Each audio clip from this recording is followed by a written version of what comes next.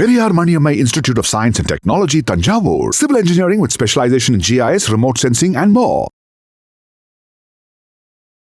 Welcome to IPS finance. இன்னைக்கு Sensex 931 புள்ளிகள் இறங்கி 76,631 முடிஞ்சிருக்கு. நிஃப்டி 222 புள்ளிகள் இறங்கி 23,775 முடிஞ்சிருக்கு. இன்னைக்கு சந்தையில ஏன் இந்த இறக்கங்கிறதோட இன்னும் நிறைய விஷயங்களை நாகப்பன் சார் கேட்டு தெரிஞ்சுக்கலாம் வாங்க. வணக்கம் சார். வணக்கம் நிவேதா. நேற்று நம்ம சந்தை எவ்வளவு பாசிட்டிவா முடிஞ்சதோ அந்த அளவுக்கு இன்னைக்கு கொஞ்சம் இறக்கத்தை சந்திச்சிருக்குங்க சார். ஏன் இந்த இறக்கமுங்க சார்? நேற்று நம்ம ஆடியன்ஸுக்கு நம்ம காஷன் பண்ணோம். மார்க்கெட் என்னதான் நேற்று புல்லிஷா இருந்தாலும் இதை தொடரும்னு நம்ம நம்ப முடியாது. ஒரு கரெக்ஷன் வருவதற்கான வாய்ப்புகள் அதிகம் இருக்கு. கொஞ்சம் காஷியஸா இருக்கணும்னு நேற்று கூட நம்ம காஷன் பண்ணியிருந்தோம். ஏன்னா மிக முக்கியமாக ட்ரம்ப் அவருடைய அறிவிப்பை தொடர்ந்துதான் இந்த சந்தை ஏற்றம் நேற்று இருந்தது. முக்கியமா சர்வதேச சந்தைகள் எல்லாமே ஏற்றம் கண்டது, நம்முடைய சந்தையும் ஏற்றம் கண்டது. நேற்று கச்சா எண்ணெயுடைய விலை கணிசமாக இறங்கியது. பட் அதெல்லாம் தொடருமாங்கிற சந்தேகம் எனக்கு இருந்தது, நிறைய பேருக்கு இருந்தது. அதுதான் இன்னைக்கு நடந்திருக்கு. சந்தேகப்பட்டபடி அந்த போர் முழுமையாக நிற்கவில்லை, சின்ன அளவுல தொடர்ந்துகிட்டு தான் இருக்கு அப்படிங்கறது நம்ம பாக்குறோம். லெபனானோடு சண்டை போட்டுக்கிட்டு இருக்கு இஸ்ரேல். ஈரான் இன்னொரு பக்கம் அதை கண்டினியூஷனா எடுத்துக்கிட்டு இருக்காங்க. அவங்க அமெரிக்கா விதித்த முழுவதையும் அவங்க ஏத்துக்கல, அவர்கள் தனியாக சில கண்டிஷன்ஸ் எல்லாம் போட்டிருக்காங்க. சோ தொடர்ந்து கொண்டிருக்கிறதுங்கிறத பாக்குறோம். எஸ்கலேட் ஆகலையே தவிர ஆனால் தொடர்ந்து கொண்டிருக்கிறது. அதனாலதான் இன்னைக்கு பாத்தீங்கன்னா கச்சா எண்ணெய் இன்னைக்கு மீண்டும் ஒரு 5% மீண்டும் ஏறிடுச்சு. இன்னைக்கு ஒரு $4.25 ஏறி கிட்டத்தட்ட $100 கிட்ட வந்துருச்சு. திரும்ப குரூடு, பிரெண்ட் குரூடும் ஏறி இருக்கு, WTI குரூடும் ஏறி இருக்கு, நேச்சுரல் கேஸ் ஏறி இருக்கு, கேசோலின் 3%, ஹீட்டிங் ஆயில் 5%, எல்லாமே ஏறி இருக்கு அப்படிங்கறத பாக்குறோம். இது ஒரு நெகட்டிவ் நியூஸ். நமக்கு அடுத்த நெகட்டிவ் நியூஸ் பார்த்தோம்னா கரன்சி. இன்ஃபேக்ட் சர்வதேச சந்தையில டாலர் இண்டெக்ஸ் 99க்கு கீழே வந்திருக்கு. 100 கிட்ட போனுச்சு போன வாரத்துக்கு முந்தின வாரம். போன வாரம் இப்ப 99க்கு கீழே 98.9 அப்படிலாம் வந்திருக்கு. அது பாசிட்டிவான செய்தி இருந்த போதும் கூட உள்ளூர் சந்தையில ரூபாயினுடைய மதிப்பு கொஞ்சம் குறைய துவங்கி இருக்கிறதுன்னு எடுத்துக்கலாமா அப்படின்னா? ஏன்னா தேசிய பங்குச்சந்தையுடைய முன்பெற வணிகத்துல பாத்தீங்கன்னா நடப்பு மாத ஒப்பந்தம் அமெரிக்க டாலர் திரும்பவும் 27 பைசா இன்னைக்கு ஏறி இருக்கு. நேற்று ஒரு கட்டுக்குள்ள இருந்தது, இறங்கி இருந்தது, திரும்ப இன்னைக்கு 27 பைசா ஏறி இருக்கு. $93.28. யூரோவும் 11 பைசா இன்னைக்கு ஏறி இருக்கு. ஏப்ரல் மாத ஒப்பந்தம் $109.10 அப்படின்னு. பட் பிரிட்டிஷ் பவுண்ட் பெரிய அளவுல ஏறலன்னு சொல்ல போனால் ஒரு 3 பைசா இறங்கி இருக்கு, 125.12. அதே மாதிரி ஜாப்பனீஸ் எண்ணும் ஒரு 51 பைசா குறைஞ்சிருக்கு. பட் டாலருடைய மதிப்பு உயர்ந்திருக்கிறது ரூபாய்க்கு நிகராக அப்படிங்கறத பாக்குறோம். சோ இந்த ரெண்டு நெகட்டிவ் செய்திகள், கச்சா எண்ணெயுடைய விலை மீண்டும் அதிகரிப்பு, போர் பெரிய அளவுல குறையல, ரூபாயினுடைய மதிப்பு குறைந்திருப்பது அப்படிங்கறதெல்லாம் சேர்த்து கொள்ள இன்னைக்கு சந்தை இறங்கி இருக்கு. அதுல சென்செக்ஸ் எடுத்துக்கிட்டோம்னா 900 புள்ளிகளுக்கு மேல் இறங்கி இருக்குன்னா அதுல 500 புள்ளிகளுக்கு மேல் இன்னைக்கு இறங்கியது வங்கித்துறை, நிதித்துறை சார்ந்த பங்குகள். HDFC வங்கி, ICICI வங்கி, கோட்டக் வங்கி, பாரத ஸ்டேட் வங்கி, ஆக்சிஸ் வங்கி. இந்த பங்குகளுடைய இது மட்டுமே தாக்கம் மட்டுமே 500 புள்ளிகளுக்கு மேல் சென்செக்ஸ் என்று இறங்குவதற்கு காரணமாக அமைந்தது. இன்ஃபேக்ட் HDFCல உங்களுக்கு தெரியும் ஒரு பிரச்சனை ஓடிட்டு இருக்கு சேர்மன் சம்பந்தமா. அது இப்போ ஏப்ரல் 17ஆம் தேதி அவர்களுடைய போர்டு மீட் பண்ண இருக்குதுன்னு சொல்றாங்க. NRCன்னு சொல்லக்கூடிய நாமினேஷன் அண்ட் ரெமுனரேஷன் கமிட்டின்னு சொல்றது. அவர்கள் சந்திக்க இருப்பதாகவும் அதுல இப்ப இருக்கக்கூடிய இந்த MD and CEO Sasidhar Jagadeesan அவருடைய இது எக்ஸ்டென்ஷன் கொடுக்கப்படும் என்ற எதிர்பார்ப்பு இருக்கிறது. சேர்மன் புதுசாக யாரு என்ன அப்படிங்கிற முடிவுகளும் எடுக்கப்படும் அப்படிங்கறத பத்தியும் செய்திகள் வெளியாயிருக்கு. பட் வங்கித்துறை சார்ந்த பங்குகள்ல பெரிய தாக்கம் எதுவும் இல்லை. நேற்று எது இறங்கி இருந்ததோ, கச்சா எண்ணெய் இறங்கினப்ப எரிபொருளுடைய விலை இறங்கும் பொழுது இங்க எது அடி வாங்கி இருந்துச்சுன்னா ONGC, கோல் இந்தியா. ஏன்னா ஆல்டர்னேட் எனர்ஜி கோல், ONGC upstream oil company. So இது ரெண்டும் இன்னைக்கு ஏறி இருக்கு.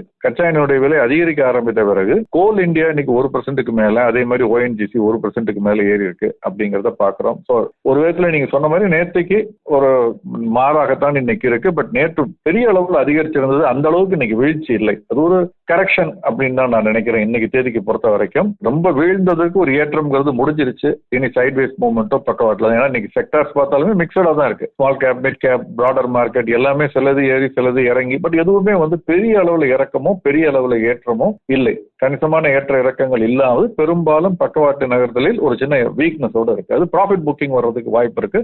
அது நடந்திருக்கும்னு நான் நம்புறேன். LIC முதலீட்டாளர்களுக்கு ஒரு சூப்பர் செய்தி காத்திருக்கு போலயேங்க சார், அதை பத்தி சொல்லுங்க சார். இன்னும் உறுதி செய்யப்படல.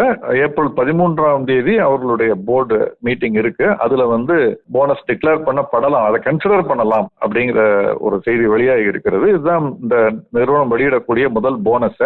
அதனால இந்த பங்கினுடைய விலை இன்னைக்கு வணிகத்துக்கிடையே கணிசமான ஏற்றத்தை கூட கண்டது. இந்த ஏற்றம் தொடருமாங்கிறதெல்லாம் அடுத்தது அதனுடைய செயல்பாடுகளை பொறுத்து தான் இருக்கும். நான் திரும்ப திரும்ப பலமுறை சொல்லி இருக்கேன், மிக வலுவான ஒரு பிராண்ட் நேம் LICங்கிறது. ஆனால் அந்த பங்கினுடைய விலைங்கிறது வந்து அதனுடைய உண்மையான மதிப்பு என்னங்கிறத பொறுத்து தான் இருக்குமே தவிர, அதனுடைய செயல்பாடுகளை பொறுத்து இருக்குமே தவிர, இந்த போனஸ் கொடுக்கறதுனால ஏறது இறங்குறதுங்கிறதெல்லாம் பொதுவாக எந்த பங்குக்குமே நான் வந்து பெருசா எடுத்துக்கிறது இல்லை. ஏன்னா போனஸ்ங்கிறது உங்க கையில் இருக்கக்கூடிய 10 ரூபாயை எடுத்துக்கொண்டு 5 ரூபாய் கொடுக்கறது மாதிரி தான். கையில 2 நோட்டு இருக்கலாம், பட் திரும்ப அதனுடைய மொத்த மதிப்பு அதே 10 ரூபாய் தான் அப்படிங்கிறது இருக்கலாம். சில சமயங்கள்ல சில ஹோட்டல்ஸ்ல சில்லறை வேணுங்கிறப்ப அதுக்கு ஒரு ரூபாய் கொடுத்தால் 95 பைசாக்கு சில்லறை கொடுப்பாங்க அப்படின்னு இருக்கும். அந்த மாதிரியான ஒரு 95 பைசா 1 ரூபாய் ஆகலாமே தவிர, ஒரு சின்ன ஏற்றம் இருக்கலாமே தவிர, மற்றபடி அதுல பெரிய சிக்னிபிகண்டான ஒரு இதை பார்க்கல. லிக்விடிட்டி இம்ப்ரூவ் ஆகும். அதாவது ட்ரேடிங் நிறைய ஸ்மால் இன்வெஸ்டர்ஸ், ரீட்டைல் இன்வெஸ்டர்ஸ் உள்ள வந்து வாங்க முடியுங்கிற அளவுக்கு அது ஒரு சாதகமான விஷயம். அதை தாண்டி அதனுடைய செயல்பாடுகள் தான் அந்த பங்குடைய போக்கை நிர்ணயிக்கும் நான் நினைக்கிறேன். போனஸ் இருக்குமா இல்லையாங்கிறது நமக்கு தெரிஞ்சிடும் 13ஆம் தேதி அன்னைக்கு.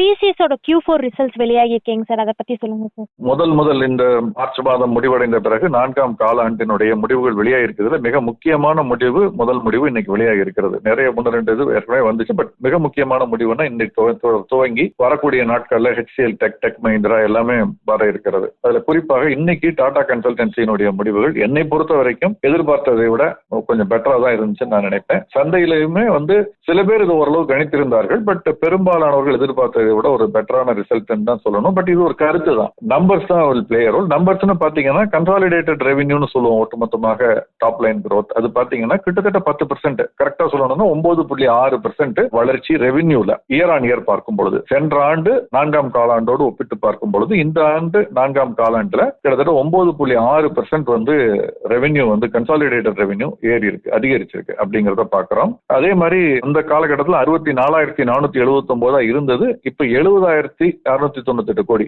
சோ கிட்டத்தட்ட 64,500 கோடியிலிருந்து இப்ப 70,500 கோடி அப்படிங்கிறது ஒரு கணிசமான ஏற்றம் ரெவென்யூல. இது விற்று வரவு.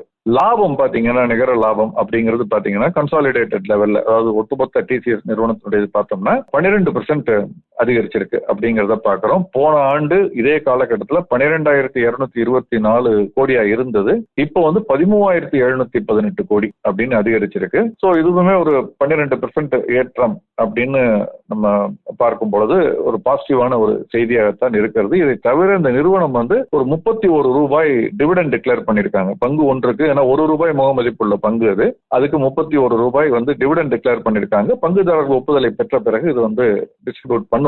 நம்ம பார்த்தது இயர் ஆன் இயர் பார்த்தோம். காலாண்டுக்கு காலாண்டு ஒப்பிட்டு பார்த்தாலும், அதாவது டிசம்பர் மாதம் 2025 முடிவடைந்த காலாண்டு இருக்கு இல்லையா, 2025-26 ஆண்டுல 3ஆம் காலாண்டு. அது இந்த 2025-26 3ஆம் காலாண்டு அந்த டிசம்பர்ல முடிவடைந்ததோடு ஒப்பிட்டு பார்த்தால் கூட மார்ச் மாத லாபம்ங்கிறது கணிசமான வளர்ச்சி. அந்த காலகட்டத்தில் அதாவது 10,657 கோடியாக டிசம்பர் மாதம் இருந்தது, இப்ப 13,718 கோடி அப்படிங்கும் போது கிட்டத்தட்ட ஒரு கணிசமான ஒரு ஏற்றம் இதை நம்ம பார்க்கலாம். இந்த லாபம் அதிகரிச்சிருக்கு அப்படிங்கிறத பார்க்கிறோம். ஸோ ஒரு நல்ல தொடக்கம் ஐடி நிறுவனங்களை பொறுத்தவரை.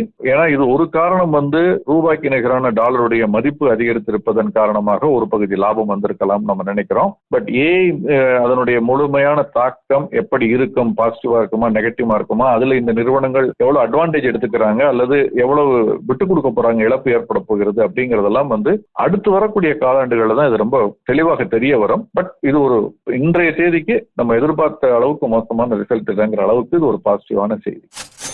விப்ரோ அவங்க பங்குகளை பைபேக் பண்றதா சொல்றாங்களே சார், இதனால அவங்களுக்கு என்ன லாபம், முதலீட்டாளர்கள் என்ன சார் கவனிக்கணும்?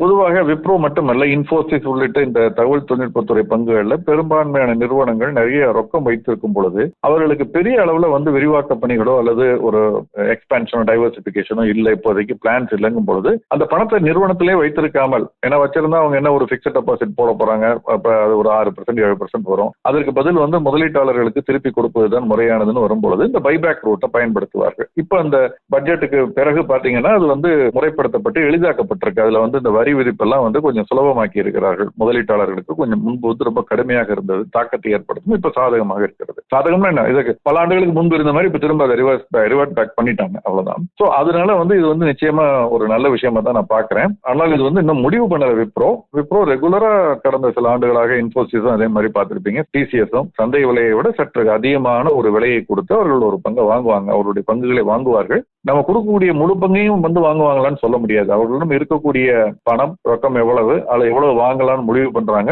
அதை பொறுத்து நம்ம கொடுக்கறதுல நம்ம கையில இருக்கிறத ஆஃபர் பண்ணோம்னா அதுல ஒரு பகுதி எடுத்துக்குவாங்க, முழுசா எடுத்துக்குவாங்க, அல்லது பாதி எடுத்துக்குவாங்க, அல்லது குறைத்து எடுத்துக்குவாங்க. அது எவ்வளவுன்னு தெரியாது. பட் இதை இன்னும் முடிவு பண்ணல அவங்க. இது ஏப்ரல் 16ஆம் தேதி அவர்கள் வந்து போர்டு வந்து இதை டிசைட் பண்ண போறாங்க அப்படிங்கிற செய்தி வெளியாகி இருக்கிறது.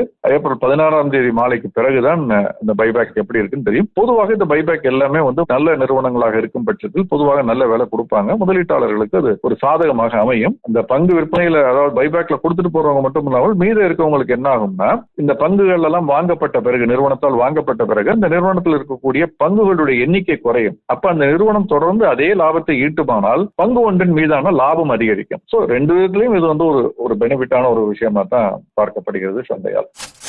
நம்ம சந்தை வந்து பக்கவாட்டுல நகரலாம் அப்படின்னு சொல்லியிருக்கீங்க. இந்த நேரத்துல முதலீட்டாளர்கள், ட்ரேடர்கள் என்ன சார் மனசுல வச்சுக்கணும்? நேற்றைய முன்தினம், நேற்று, இன்று, இது மூணுமே இன்னைக்கு ஒரு நல்ல ஒரு பாடத்தை கற்று தந்திருக்கு. குறிப்பாக இந்த வாரம் பாத்தீங்கன்னா திங்களன்று துவங்கி இந்த 3 அல்லது 4 நாட்கள் எப்படி முதல் 2 நாட்கள் எவ்வளவு நெகட்டிவா, திங்களன்று பாசிட்டிவா இருக்க மாதிரி இருந்து நெகட்டிவ் ஆனிச்சு, செவ்வாய் என்று பெரிய நெகட்டிவ் ஆயின்னு எதிர்பார்த்தோம், நேற்று வந்து அதை விட பெரிய பாசிட்டிவ் ஆனிச்சு, திரும்ப இன்னைக்கு நெகட்டிவ். சோ மாற்றி மாற்றி சந்தை இருக்குங்கிறத புரிஞ்சுக்கணும். ஒரு நிரந்தர தீர்வு, போர் நிறுத்தம்ங்கிறது வரும் வரைக்கும் இந்த மாதிரியான அதீத ஏற்ற இறக்கங்களோ ஏதோ தொடர்ந்து இருந்துகிட்டே இருக்கும். இதுல விலை இறங்கும் பொழுது இந்தியா மாதிரி ஓரளவுக்கு கம்பேரிட்டிவ்லி பெரிய வலுவான பொருளாதாரம், அதாவது டிமாண்ட் உள்ள மார்க்கெட், இது இங்க உள்ள மக்களுக்கு தேவை இன்னும் அதிகமா இருக்கு. அப்ப வாங்குவாங்க. அது சொந்த பணத்தை வாங்கலாம், கடன் வாங்கி வாங்கலாம், அது எப்படிங்கிறது நம்ம பார்க்கணும். ஆனால் வாங்குவாங்க. அப்படிங்கிற அந்த தேவை இருக்கக்கூடிய ஒரு நாட்டுல பொருளாதார வளர்ச்சிங்கிறது தொடர்ந்து இருந்துகிட்டு இருக்கும். அடிப்படை தேவைகள் இன்னும் முழுமையாக பூர்த்தி செய்யப்படாத ஒரு நாட்டுல வளர்ச்சி இருந்துகிட்டே தான் இருக்கும். அது தவிர்க்க முடியாது. அப்ப நம்ம இந்த மாதிரியான ஒரு வீக்னஸ்ல அப்ப பங்குகள் குறைவாக கிடைக்கும் பொழுது நம்ம வாங்குறது நல்லது. இப்ப நிப்டி எடுத்துக்கிட்டீங்கன்னா நம்ம 2-3 நாட்களுக்கு முன்பு பார்த்தோம், அதனுடைய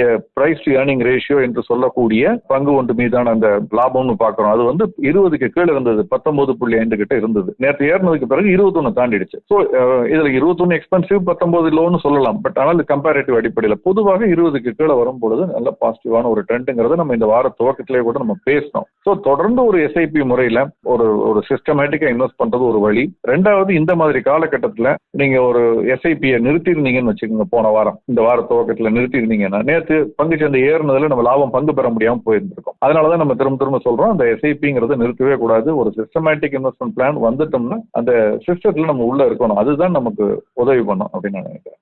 நிறைய விஷயங்களை ஷேர் பண்ணியிருக்கீங்க சார். நாளைக்கு சந்திக்கலாம் சார். Thank you sir. நன்றிமா.